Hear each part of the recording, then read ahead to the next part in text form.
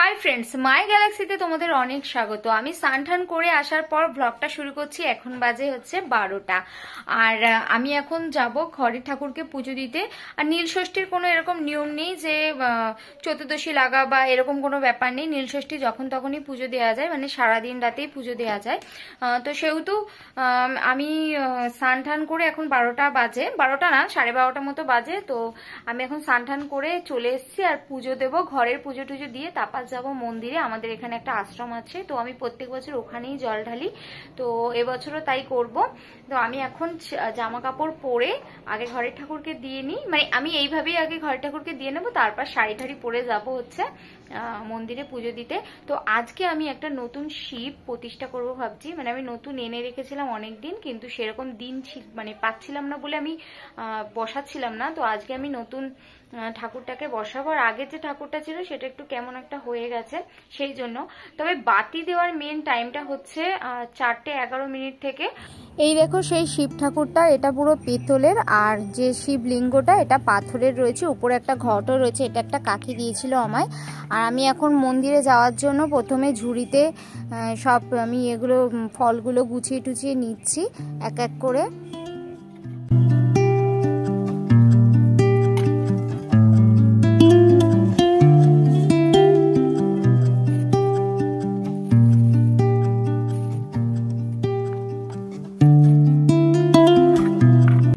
এবার আমি ঠাকুরের জলটা বানিয়ে নেব মাথায় ঢালার জন্য। দেখো প্লেন জল নিয়েছি, আর এর মধ্যে কাঁচা দুধ দিলাম। গরুর দুধ পাওয়া যাচ্ছে না, এই জন্য প্যাকেট দুধ এনেছি। গঙ্গা জল দিলাম।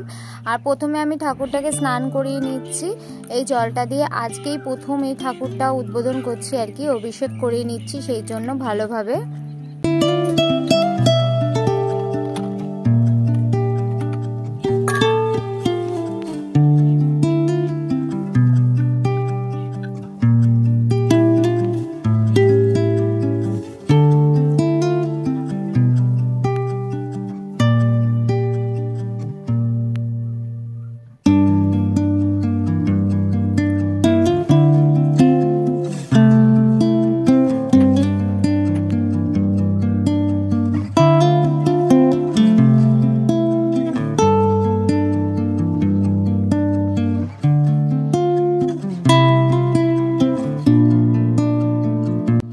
আমি ঝুড়িটা সাজিয়ে নিয়েছি, একটা বড় ধূপটা ফুল নিয়ে নিয়েছি, একটা দিদি দিয়েছিল, আর এদিকে দুধ গঙ্গা জলও নিয়ে নিয়েছি।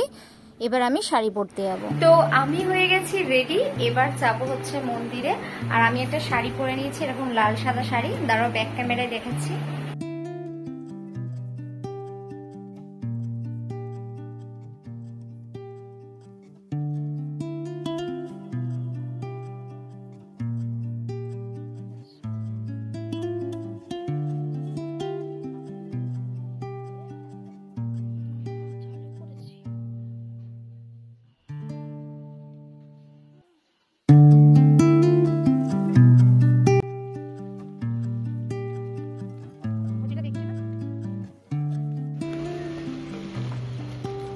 জল না পড়ে যায় কিন্তু, পুরো পায়ে রোদে পুড়ে যাচ্ছে। পা খালি পা না, দেখ পুরো পা রোদে পুড়ে যাচ্ছে। যে আশ্রম, আমরা আশ্রমের মধ্যে প্রত্যেক বছর জল ঢালি। এখানে ঠাকুর রয়েছে, যে আশ্রম এইদিকে বাবা।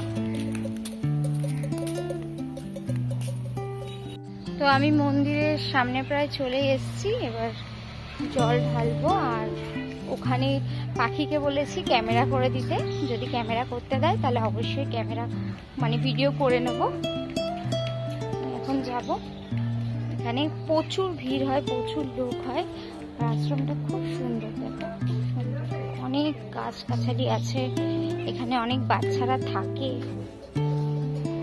মন্দিরে যাওয়ার সিঁড়ি, দেখে আসবি শোনা।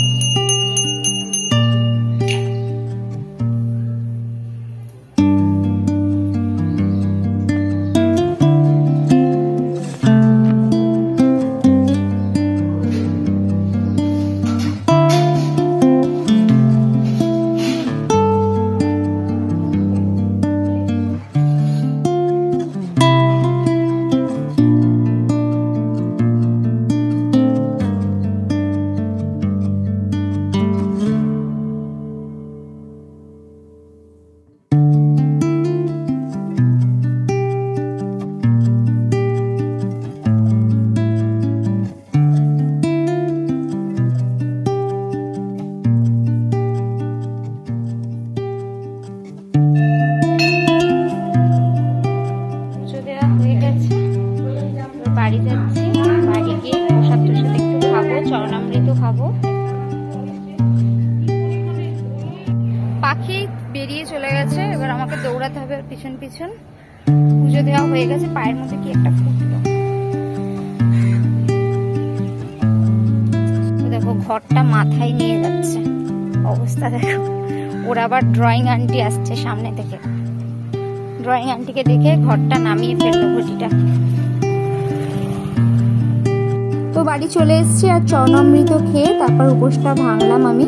আর ভিডিওটা আমি এখানে শেষ করলাম। ভালো লাগলে অবশ্যই চ্যানেলটিকে সাবস্ক্রাইব করে দেবেন।